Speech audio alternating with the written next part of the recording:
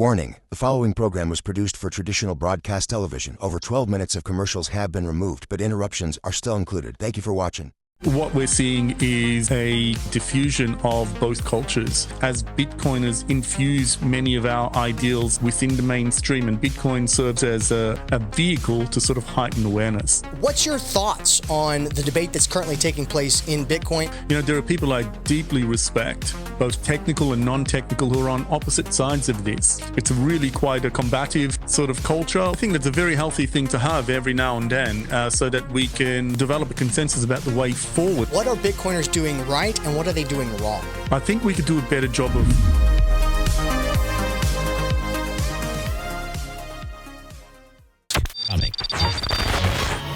government officials insist we will continue to keep you informed as this story unfolds. Welcome to the Money Block with Matthew J. Moore, the Bitcoin-focused program that's waking the masses to the fiat money Ponzi scheme. Money is changing, and your freedom is at stake. So stick around and learn how to empower yourself for this new digital age. Now, here's your host, Matthew J. Moore. And so, welcome, America. Welcome, world. Man, you have tuned in at the right time, right place. This is the Money Block, syndicated coast to coast on BizTV. And we want to welcome all you Bitcoin newbies, lovers, and experts. And do we have a treat for you today? A guest that's been covering the Bitcoin news, culture, commentary for some time. One of the largest followings on Twitter, or X, I should say, when it comes to Bitcoin. His name is Archie. He's with the Bitcoin Archive. That's the name of his account, his brand. Archie, we got a short amount of time in this first segment, but I do want to tease the audience here about what we're going to be talking about, which is obviously the impact of Bitcoin. Like I said, you've been involved for some time, got quite the following. They say that Bitcoin often changes people. Has Bitcoin truly changed you, is the question. Oh, absolutely it has. You know, it's changed the way that I look at the world, look at my health, look at my relationships. It really does put everything into focus as to what's really important to me, because, you know, monetary debasement robs you of your savings, and when you've spent your lifetime earning those savings, it makes a difference to you. It's essentially like monetary debasement robs you of your time. And so when you know that you've got less and less time, you tend to value that more and focus on the things that really matter to you, which is family, friends, good health, good times, good cheer. I love that philosophy, and it's so true for so many Bitcoiners. A lot of us have that phrase, fix the money, fix the world, and some people like to ridicule it. How true do you think that statement is? I think it very much is true. You know, when you have broken money, it tends to incentivize things that are not necessarily for the good of humanity, but rather just purely for financial outcomes. Now, you know, we're all capitalists and we all want to make money. We want to put out there products and services that serve the community and generate a profit. But sometimes when the money is broken, it tends to incentivize malpractices and malbehavior, and people who don't necessarily deserve to be invested into find themselves with an abundance of capital to deploy for businesses that just have no need in the world. And so we see that quite often, where zombie businesses perpetually sort of survive, and they're out there and they undercut viable businesses that are ethical and they deploy moral practices, and they care about their customer, they care about the quality of their product. But what tends to happen is when you have these unethical businesses that have no sort of moral foundation being funded, they undercut these essential practices that underpin what our products should be delivering, which is good health, good cheer, family, community, all of these things that are really important for us to thrive as a society. Yeah, money is half of every transaction, as they like to say. And, Bitcoin is playing a big part in revolutionizing how we look at money, how money works. And one thing I am very grateful for is that it's been this dialogue, this conversation about sound, decentralized money, and has opened the eyes of millions of people, a whole generation, to sound and good money. And I'm really looking forward to diving into your story, going deeper, getting more of the personal aspects of how Bitcoin has impacted you. But more importantly, hopefully those who are watching will walk away from this realizing how just amazing Bitcoin is, because we're touching so many parts of so many people's lives and so many parts of society. All right, guys, we got to run to break, but when we come back, we got more. We're going to dive deeper into the meat. Stay put. Stay tuned.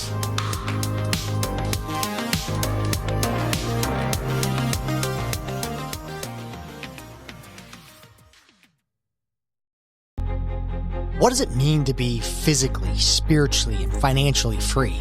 The right to life, liberty, property, and the pursuit of happiness, these were the ideas that made America.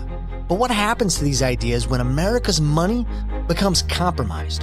What do you do when the very thing that you're working for day after day is fundamentally designed to enslave you?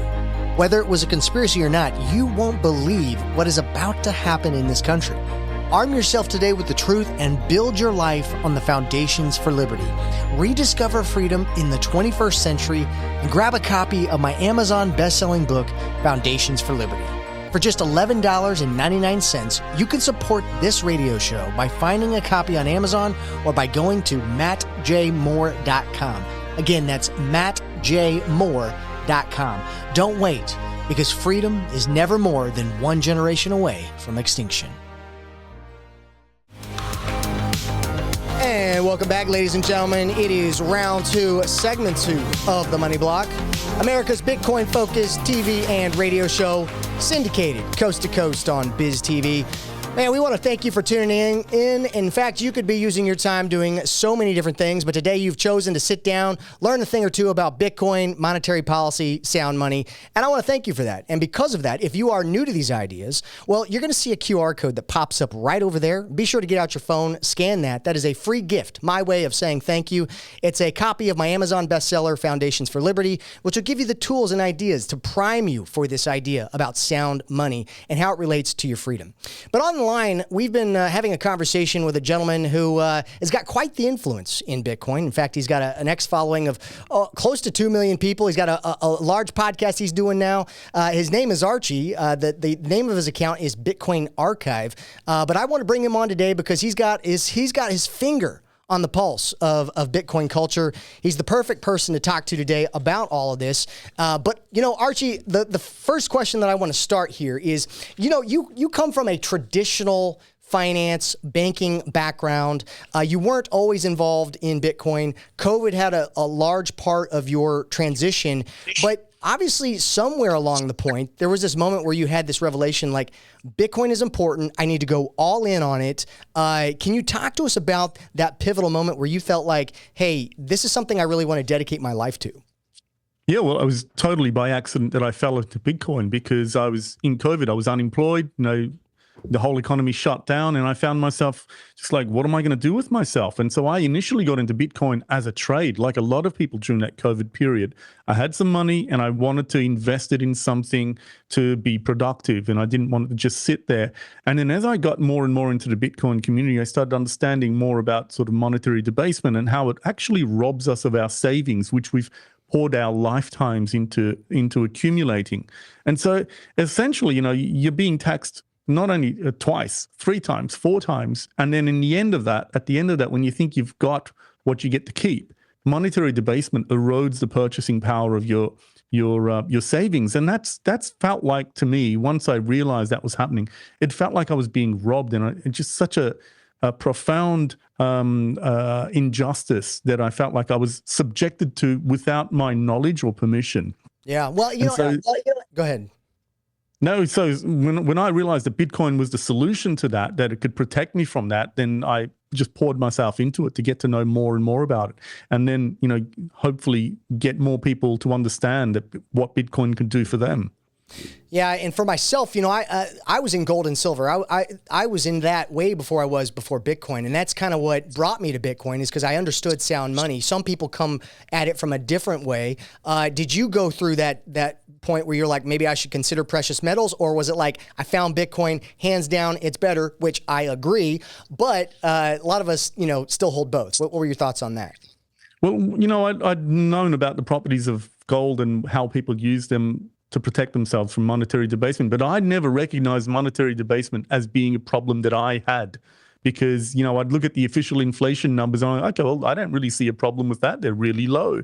But it was only after I discovered Bitcoin that I learned that those numbers are phony. They're actually often 3, 4, 5 times 5x higher than the official inflation numbers. And that's when I recognized I had a problem. And of course, so when I sort of came across people promoting gold and silver as something to, that should be a part of your portfolio. I was probably too young to invest in that. I was probably had a higher risk appetite, so I was investing in equities for the most part.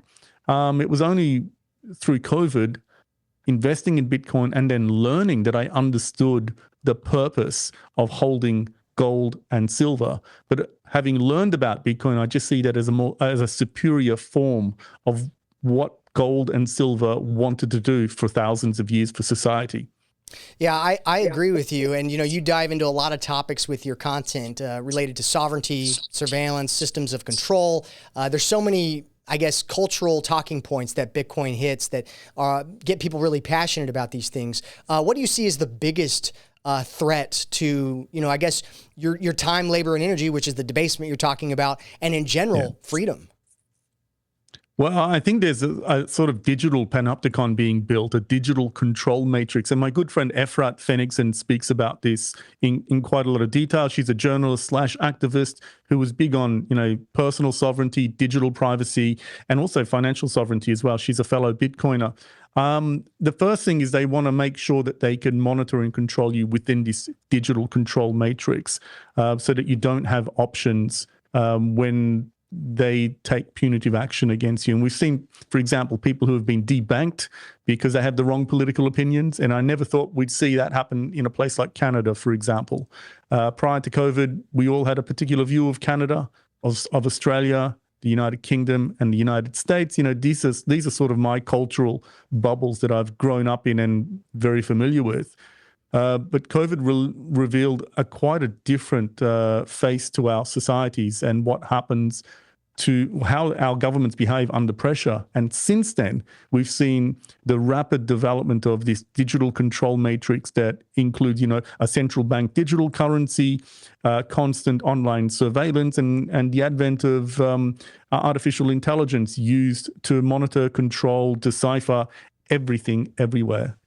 Yeah, and so many of the properties of Bitcoin combat that. The one area that people complain about is the potential problem of privacy, depending on how you use Bitcoin. But I'm a believer that, privacy solutions will be built, second, third layer solutions, so on. But it's just that Bitcoin's in this early part of being adopted. And obviously the libertarian idea, separation of state and money, the cypherpunk dream, these have all been parts of Bitcoin. And I hope they maintain as a part of Bitcoin going forward. But how have you seen this narrative change and shift? Is any of this at risk moving forward with Bitcoin? Well, we should first of all make something clear to our viewers is that Bitcoin is not private. You're anonymous, but it's a public ledger. So, we can all see the transactions, but we don't know who is transacting with whom. We can just see Bitcoin transactions ping from one address to another. So it is a public ledger and it's decentralized. It's one of the virtues of this of Bitcoin's properties is that it is a public, decentralized ledger visible to all. We can all run nodes and we can all view the transactions. We just don't know who is transacting with whom. On subsequent layers like the Bitcoin Lightning layer, yes, there is added privacy there. And there are many layer 2s that have different properties. They optimize for different properties there as well. Have you had any conversations or thoughts around the potentiality of zero-knowledge proofs around Bitcoin? I know this is a rising topic when it comes to privacy in Bitcoin.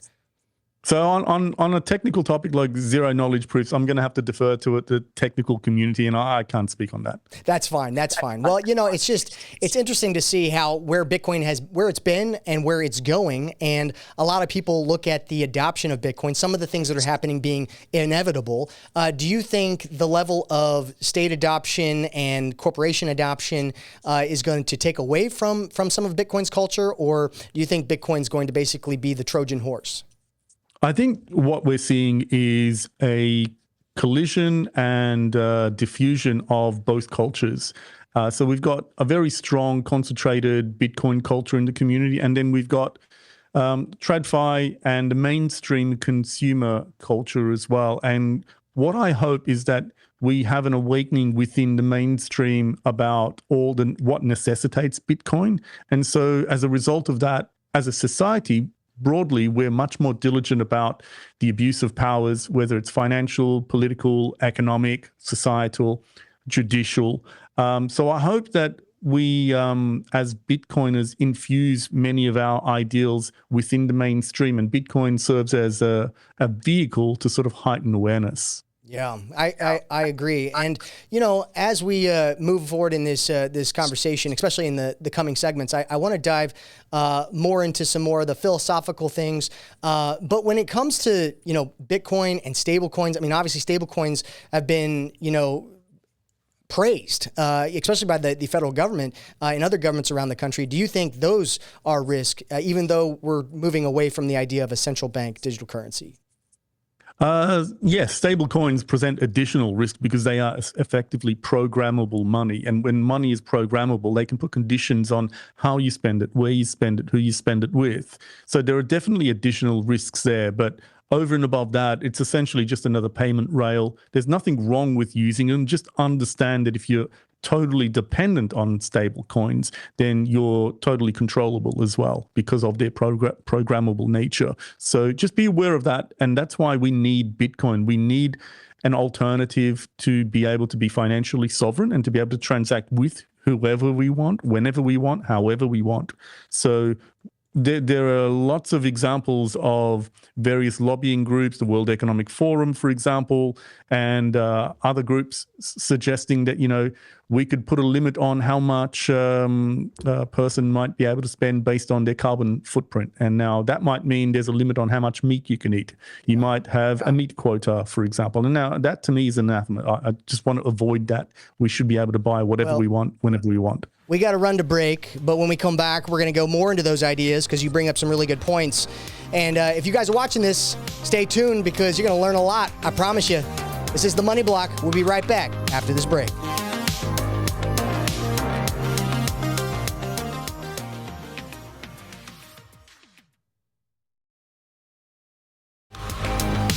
And welcome back, ladies and gentlemen. You are tuned in to The Money Block, America's Bitcoin-focused TV and radio show.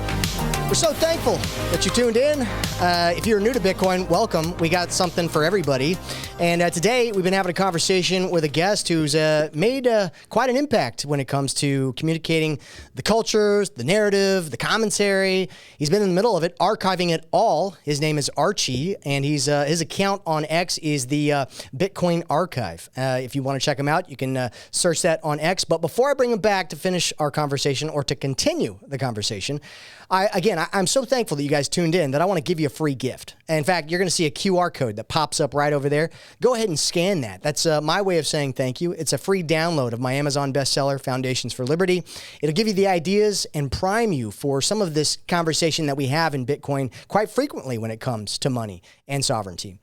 But let's go ahead and kick it off. Let's continue the conversation. Like I said, on the line, I have got Archie. Archie, I want to start this segment with this question.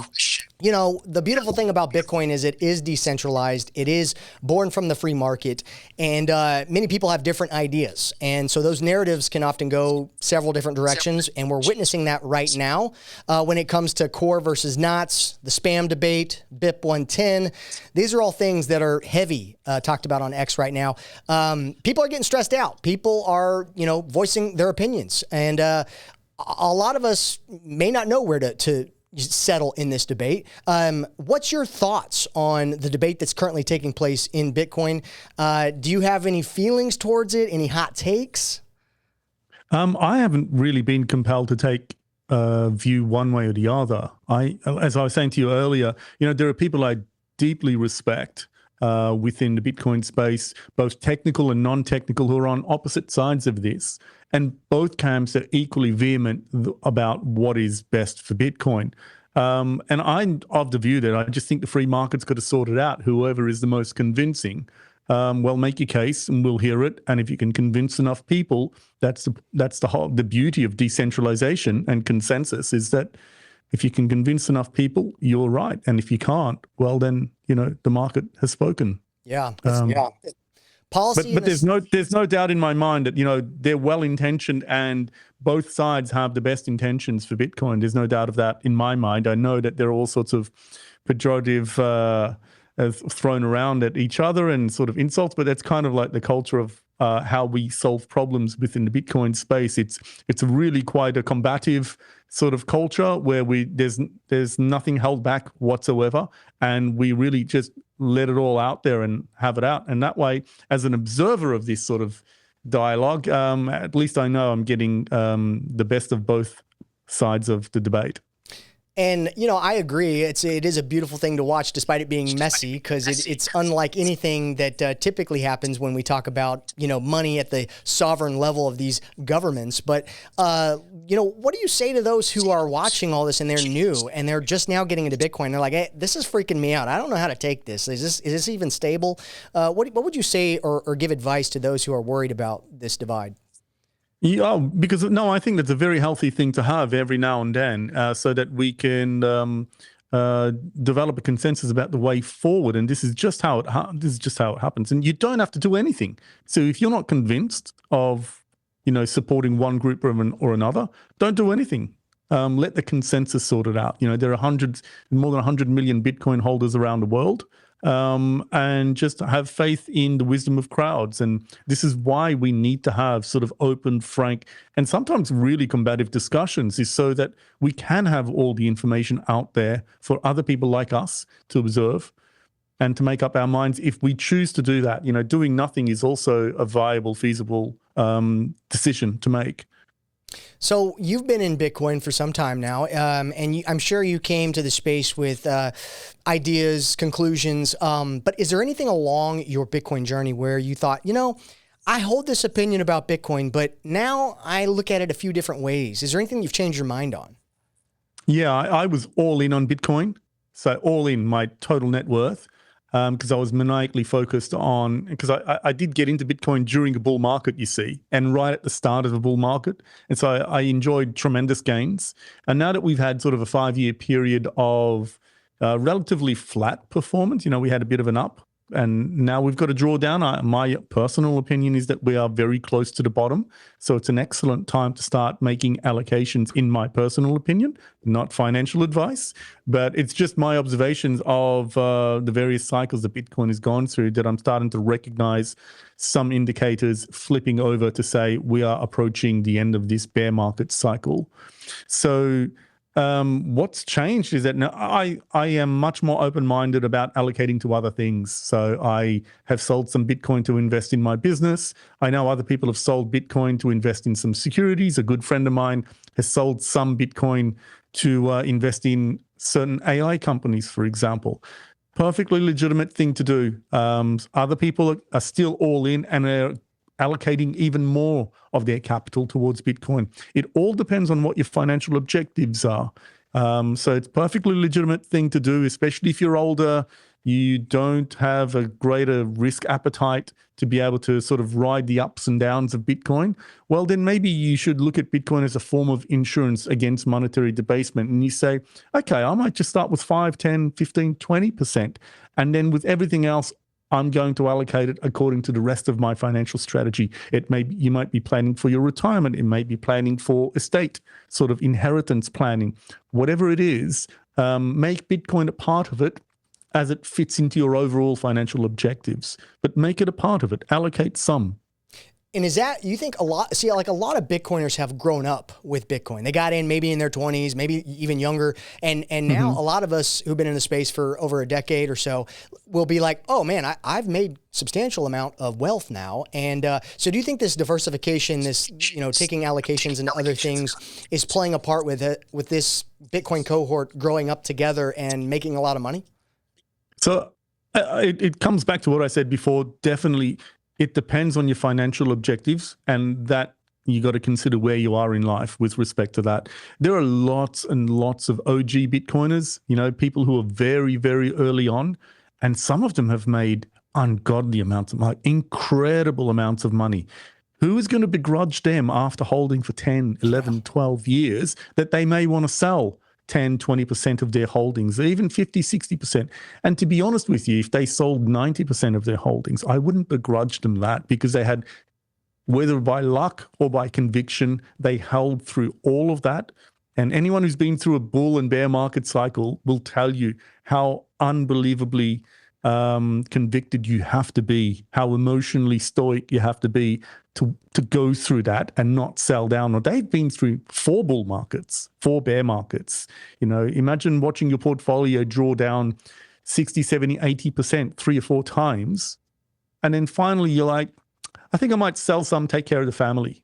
How can you begrudge that? I can't. I just commend them for the fantastic conviction they had early on and to hold throughout all that time. And I think they've earned the gains, because anyone who's held through a bear market knows you definitely earn the gains in Bitcoin, because watching your portfolio go down and holding all the way through that, and disregarding the media narrative about Bitcoin and staying true to your conviction, that's where you get rewarded. Yeah, good points. That's a concept, diamond hands, a lot of us had talked about early on. But, man, we got to go to break. I want you guys to stay put, stay tuned. We got more with Archie, and we're going to dive deeper into his passion, his connection to the Bitcoin community. Stay put. You won't regret it.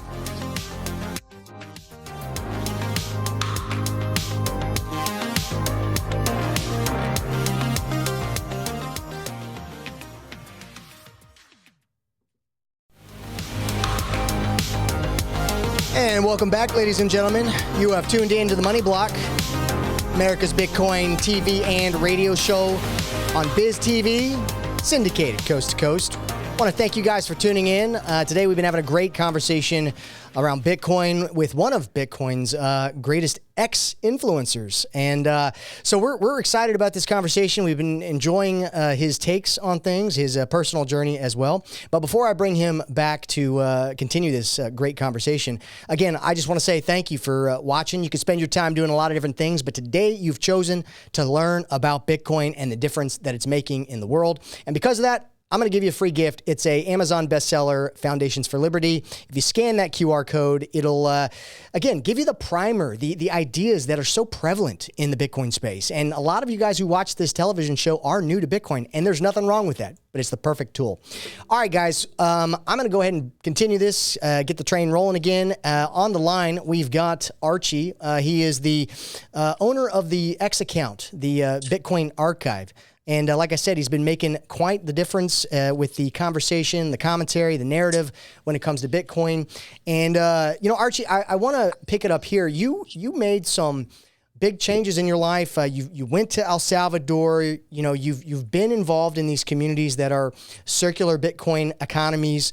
Given that it's 2026, stable coins are also popular. People are debating about the evolutionary phase of Bitcoin. Collectible, store of value, medium of exchange, then a true measure of wealth. We're obviously in this store of value phase or early into it. What's your take on Bitcoin being used as a medium of exchange? Do we still have some time to go? Is it going to be decades from now? What have you witnessed in El Salvador? Well, El Salvador was a fascinating example, because I went there in 2022, 4 years ago. And I think the marketing message was a little bit ahead of the reality at that time. And, understandably slow. They'd only just adopted Bitcoin as legal tender. And El Zonte, which is also known as Bitcoin Beach, where the project first started, that was a place where, they'd seeded the idea and it was growing. But, like I said, the marketing message was ahead of reality. Now, 4 years later, it was ubiquitous. It was everywhere. The pupusa stand to the hotel bill to a bar, restaurant, everywhere is as ubiquitous as, cash and card or Bitcoin. Like, it was not even a thing to ask, The machines were turned on. It was integrated into terminals. Waiters were all, familiar with it and prepared to accept tips in Bitcoin. Everybody knew Bitcoin and everybody knew how to accept Bitcoin. Now, that's just a 4-year period in a very small place, which is, a small surf town in El Zonte in El Salvador. So I think people are a little bit impatient for Bitcoin to be adopted as a means of exchange, but then underestimate the progress that we do make in, 4 or 5 years' time. And we shouldn't be sleeping on the fact that, one of the largest merchant payment providers in the United States, which is Jack Dorsey's Stripe. No, Block, yeah. I think, what's his company called? Yeah, Stripe or Stripe? You got Stripe. Block, yeah. Yeah. So it's like he's got a company there and they've enabled Bitcoin payments at millions of merchants. And all you need to do as the person paying, as the customer, is press a button to convert the invoice into Bitcoin, and you can pay that. And the merchant does not need to even know. They don't care. They will receive whichever currency that they want, whether it's US dollars, Canadian dollars, whatever it is their local currency is. And Bitcoin doesn't need to even touch their account. But you can pay in Bitcoin, and they make the conversion before the merchant receives their value. So sometimes we just need to be a little bit patient. The technological infrastructure is being rolled out. We've got payment companies making the adjustment, Visa, MasterCard. We've got banks adjusting as well. So, a lot of adoption is happening, but sometimes it takes a little while and we need to be patient. And so as long as the sort of technological infrastructure is developing, we should be encouraged by that, I think. Good stuff. Well, on another note, you have this podcast that's growing and really popular with Bitcoiners. You've talked to a lot of very interesting people, and the one thing I love about Bitcoin is just the intellectual variety and depth that is in the Bitcoin space. In your opinion, out of all the people you've spoken with while being in Bitcoin, what's been the most fascinating person to interact with when it comes to these ideas? Is there anybody that sticks out the most to you? I've loved meeting all of them, to be honest with you. Like the obvious one, I spoke to Saylor. I've interviewed him on Spaces in the last cycle. So that was like 4 or 5 years ago. Lynn Alden is absolutely incredible. She's a macro analyst and a Bitcoin analyst as well. And she has a fantastic newsletter. You should all subscribe to an investment and macro newsletter. She's fantastic. And then, you have some of the more sort of quietly spoken technical people who are not really into gathering attention in the limelight. And I also spoke to Satoshi's first collaborator after the launch of Bitcoin, whose name is Marty Malmian, who's really quietly spoken guy, was only 19 or 20 years old at the time, and is a very introverted person, very intelligent. And so just sitting down to talk to him and what his story was as a 19, 20-year-old to what was he even doing in cypherpunk circles at that age? Did he have a political ideology? Who has such a well-formed ideology at 19? I certainly didn't. And so I was fascinated about his journey in Bitcoin and in sort of cypherpunk circles and what Bitcoin was like in the earliest days. We tend to look back now after 17 years and think it was always this inevitable success, but it wasn't such. Marty and Satoshi had to work and almost conspire to draw attention to Bitcoin because people just thought, oh yeah, it was just another project. It was just this other, cryptographic sort of attempt at electronic money. And there have been dozens and dozens of these attempts. So what was to distinguish Bitcoin? And so they would sit together digitally, exchange emails and conspire to how do we get people to pay attention to it? How do we get the first transaction? And, Marty sold a lot of his early Bitcoin stash to buy a property. And then we have Laszlo famously, we have Bitcoin Pizza Day because the first commercial transaction was someone who spent 10,000 Bitcoin buying 2 Papa John pizzas, right? And so these have now become celebrated events. But I've really enjoyed meeting people who are sort of under the surface. They don't really attract too much attention, but they have these really deep and profound Bitcoin experiences. Well, speaking of being under the surface, for the longest time, your influence has been anonymous in many ways. It wasn't until recent that you started appearing on camera and revealing more. What played into this, and why is this move for your overall brand important? I think it was a real accident in the beginning and just coincidentally played into sort of the Bitcoin law of being anonymous. It's fairly accepted to be anonymous and participating in the cypherpunk community. Not that I'm not a cypherpunk, by the way, but in that community, it was fairly accepted, a normal part of being in that community. And that sort of carried over into the broader Bitcoin community as it became slowly mainstream. You still see remnants of that. A lot of the people engaging in discussion on X, on Twitter, still have anonymous profile pictures. And of course, it's part of the security of, being a Bitcoin holder as well.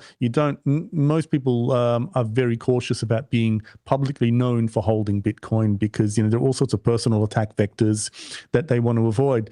And so for me, I sort of liked it because I never wanted to become public sort of Bitcoin celebrity or a persona within the space. And because the account grew so much, so quickly, I took shelter in that because I didn't want to become famous. I didn't want suddenly 1 million people, because I hit 1 million followers within 15 months. And I didn't want to suddenly expose my day-to-day life to 1 million people and be recognized everywhere without having had the time to adjust to what life would be like if people did say, hi, how you doing, Archie? I follow your account and they want to talk about Bitcoin. And that would, I just didn't want to deal with that. But now it's been 6 years. I've had a lot of time to adjust to it and get comfortable with the idea of, someone wanting to share a moment like that. And I'm quite comfortable with that. And we've got about a minute or so before we have to go to break. But, that level of growth with your X account, that's probably not normal. How did that, what was that transpiring there? Like you just found a secret with the algorithm or what? No, what happened was I started it right at the inflection point of incredible demand during COVID. And there was a lot of public demand. There was a lot of people sitting at home online. And I really just killed myself working day and night, like quite literally 17, 18, 19 hours a day for almost like 15 months to 2 years. And I just didn't stop posting, and I kept the community updated. And I think they rewarded me for that with their following. I'm very grateful for. They sure did. In fact, I've enjoyed following your account. It's been very, in fact, I love retweeting your stuff because it's so informative. But we, again, appreciate you doing this interview. We got one more segment. We're going to finish strong. So, guys, if you're watching this show, stay put, stay tuned, because, this conversation with Archie is not over. And if you're curious about Bitcoin, well, this is the perfect show for you. Call a friend, tell them to tune in. If they're not, if you're watching online, comment, like, share, be a part of the conversation. Let us know what you think. We'll be right back after this break.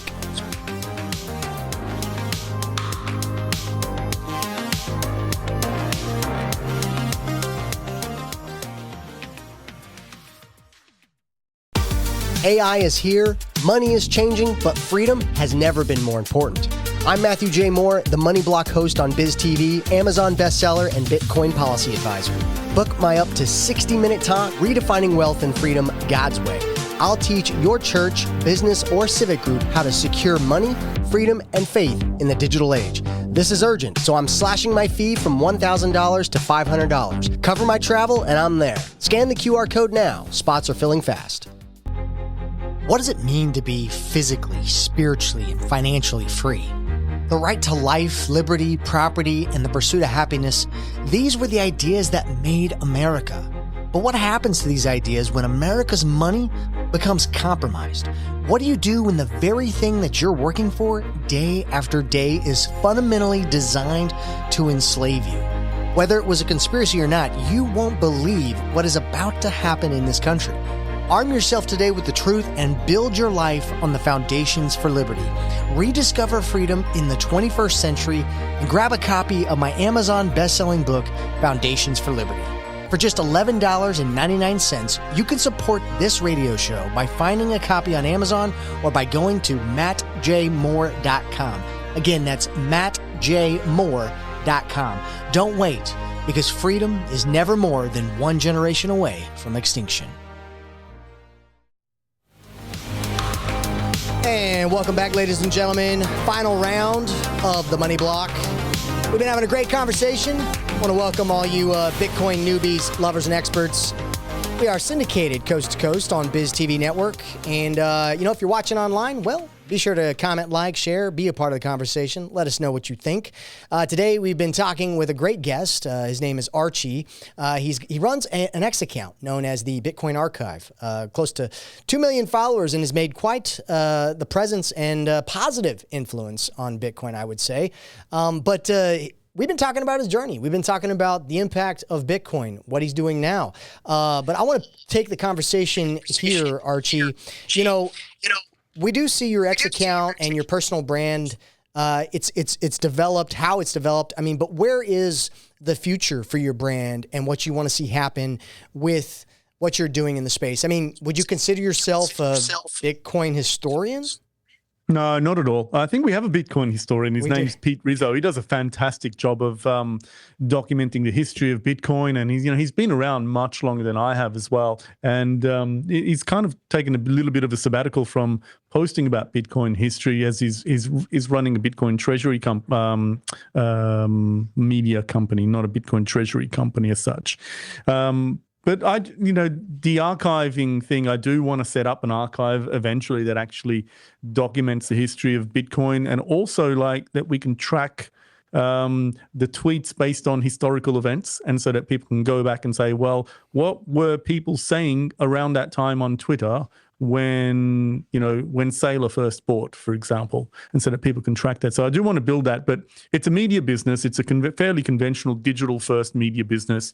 And the next step for us is really growing the podcast. So we've got Bitcoin Archive on YouTube and all the major podcast platforms, and eventually also launch a news site as well. So the news site is in development, and we've also got a newsletter. If you go to bitcoinarchive.co, you can subscribe to that.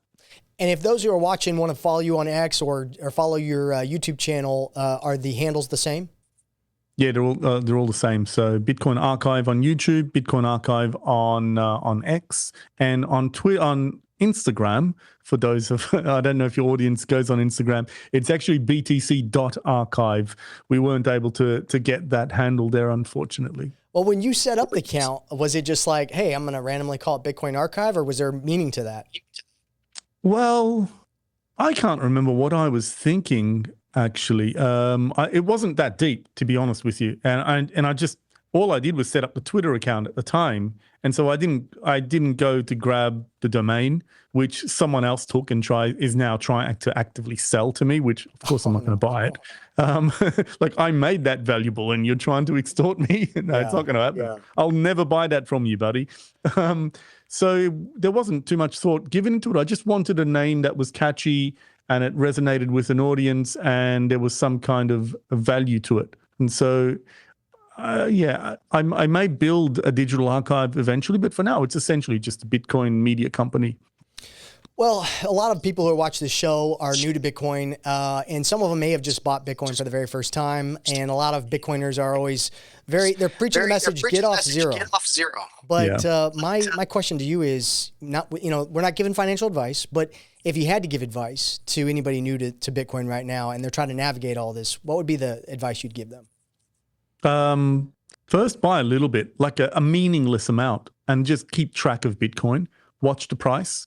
If you're really interested in buying and you don't really know if you should go all in now or buy a little bit at a time, now's actually a really good time to just spread out whatever you're going to allocate, whether it's 1%, 5%, 10, 15, 20%, whatever it is in your world that makes a difference to you, and say, you know what? Regardless of what the price does from here until the end of the year, I'm going to be buying daily or weekly, and there are services out there that can set that up for you, and they just automatically do that, regardless of what the price is, and at a razor thin margins, and some of them might even do it for zero fee commission if you're a customer of theirs. So that's what I would do to mitigate the risk. So if you're worried about buying all of your allocation now, but what if it goes down lower, or you just don't care about picking the bottoms of bear markets, then we call dollar cost averaging. It's a sound, fundamental way of allocating your portfolio. And for the Bitcoiners who might be watching online, because we will post this on X and YouTube, if people are watching and they're just very they're very focused and dialed into Bitcoin, maybe they're contributing to Bitcoin culture and narrative at large, what kind of advice would you give to just regular Bitcoiners in this moment in time? Live your life, enjoy life. Bitcoin doesn't have to consume everything that you do, but if you find that there are aspects of Bitcoin culture that interest you, dive deep into it and get involved in the community, because there are other people just like you who want to actually engage with like-minded people and exchange ideas, exchange book recommendations, documentary recommendations, discuss certain points of monetary history, certain events of history in the context of, monetary policy as well. So get involved in the community. You don't have to be a famous person. I didn't know anybody when I started the account, and it was my way of getting involved in the community. And then as I gained traction, it gave me the ability to serve the community. So you don't have to develop a large following. You can just be one of those relatively small anonymous accounts who just engages in conversation and dialogue, and lots of people appreciate that, because that's what makes a community, right? Some people create content, other people support that content, engage in the dialogue, and there's room for everybody. With roughly 1 minute left, what are Bitcoiners doing right and what are they doing wrong? I think we could do a better job of what we call orange pilling. That is convincing people about the necessity of Bitcoin and the virtues of Bitcoin's properties. Sometimes we try to impress them too much with how much we already know, which is often something that's taken us years to accumulate certain knowledge, rather than trying to understand where the person is in their life right now and to be able to relate to the problems that they can already identify. So I think most people in life right now can identify inflation, the rising cost of everyday items, from rent to your supermarket shopping to your electricity and utility bills, as a point that's a pain point in your life. And I think we need to make people understand better why that's happening in the first instance, which is almost always monetary debasement, and then how Bitcoin helps protect someone against that. That's good. Good advice. And I do concur with you on that. I think we could do a better job in how we approach those who are new to Bitcoin, convincing them that, hey, this is a smart decision and here's why. Guys, I am so thankful. This has been a great conversation. Thank you, Archie. We'll see you guys same time, same place. Adios.